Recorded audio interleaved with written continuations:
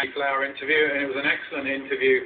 I noted the fact that he felt that they were underprepared, but also their skill levels. You know, against average, normal spin, I think they're very good. You look at the Dohertys and the Beers and the Mishras in English-type conditions for England around. The moment they get a little bit of mystery and they go to someone like Ajmal, then they have found wanting. And if they want to be called great players, then they need to score runs against great bowlers, of which Saeed Ajmal is one. They were a little bit bamboozled by DRS. I think they got a little bit preoccupied by DRS. And again, Andy Flower said, if you look at the opposition player, Yunus Khan, when he was batting, no one was talking DRS because he played with his bat out in front. The only thing I'd say on that, and if I can play Saeed Ajmal, not easy, but if they're going to be great players and a great team, they've got to find a way of getting it done.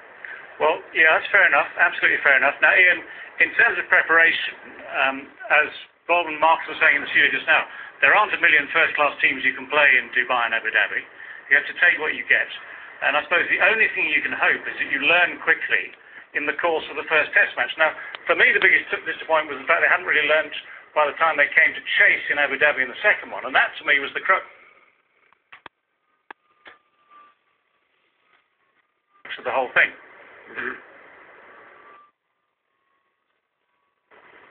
Well, that's where the whole series went wrong. England came out with a very strange attitude. They were prodded and pushed and went there and lost, had no tempo, had no momentum, and just dug a hole for themselves. And they got caught up in a whirlpool, and that was the end of the series. And it's a game they should have walked.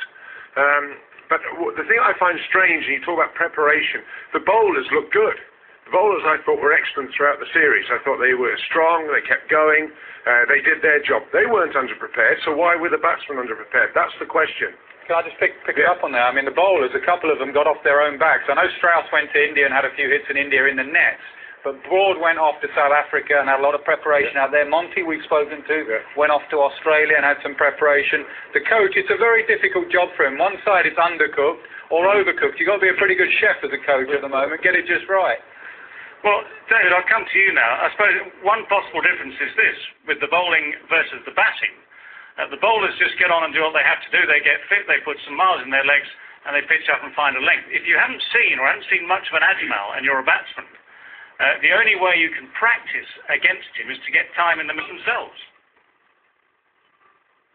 Yeah, and they've been found wanting, and they've been at sixes and sevens as to which way it's going. It's a pure technique thing, but I would also step back and say this team have been absolutely magnificent. They've fallen short in the Emirates here against a very Pakistan team. England have got to learn quickly, and if we're discussing what changes will be made, I think they will be much better for this outing when they go to Sri Lanka, and then they should learn very quickly as to what will come in India next time around, and that'll be a load of spin. But these are the best players, and he said, Andy Flower, that we've lauded these players we have, and they will accept it and take it on the chin that they've been very, very poor against this class of opposition out here in Abu Dhabi. So they could have been playing a lot more matches prior to that, but I guess what you've been talking about is who would they play? There is nobody out here to play, so they've got to take it on the chin, but improve.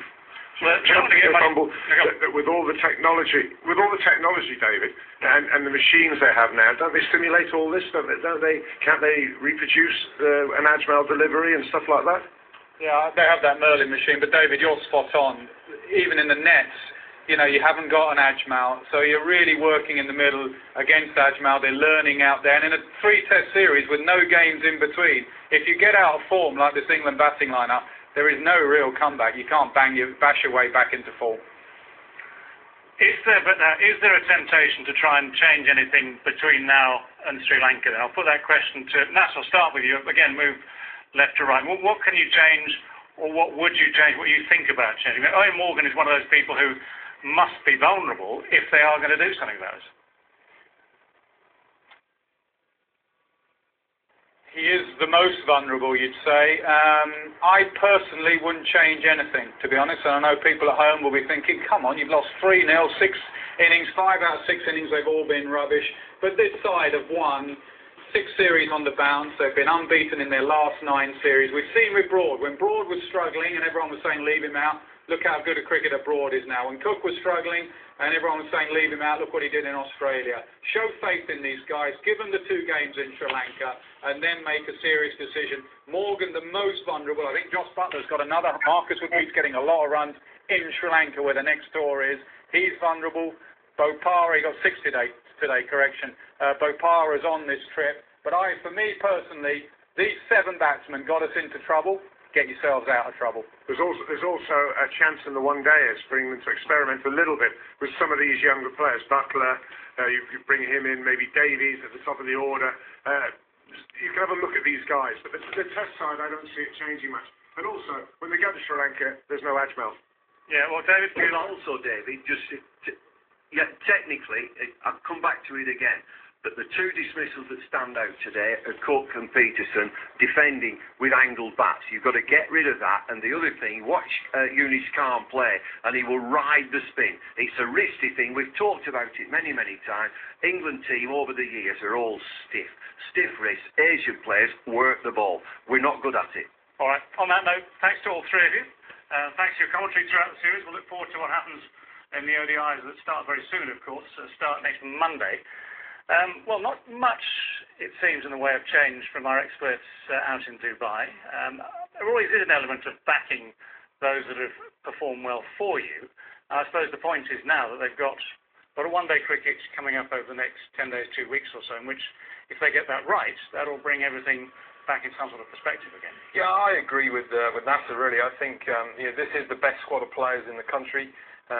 Owen Morgan is the most likely at the moment. He's really under pressure, and I think, in my opinion, I think there'll be a very similar squad that go to Sri Lanka, and you'll see a bit of a shootout between Morgan and Bopara, maybe in the warm-up game, to see who gets the opportunity and plays the spin in the warm-up games better. But I think you look at the team in the Lions. They've just played a one-day series. It's so hard to compare and say put this guy into the Test match arena. Yeah, I think that's absolutely right. But in the next few days, or tomorrow, we get the announcement of that one-day squad.